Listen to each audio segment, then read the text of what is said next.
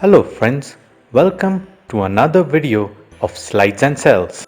This is the second part of the 3-part series. In the first one, we looked into how to use the index function, and in here we will see how to use the match function.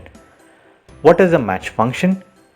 Match function can be used to get the position number of the text in the entire column or the row that we have selected. Let's understand this by using an example. So here we have product name called speaker and we want to know what is the position of this in the entire column of product name. Let's count it out. 1, 2, 3, 4, 5, 6. So it is in the 6th position. Now I will use a match function to get the position, for which I will type in equal to, type in match, hit the tab, and here as you can see there are 3 arguments. The first one is the lookup. The lookup value is the input which is to the cell right next to it, so I will select that cell. The lookup array is the entire row or the column where the product is there. So here is this entire list and I will select this entire list.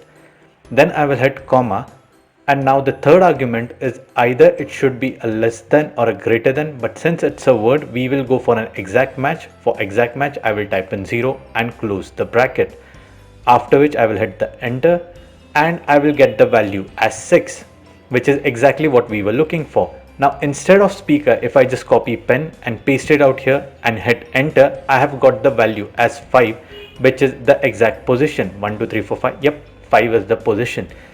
Now this was for the column. We can use the same match function for the entire row.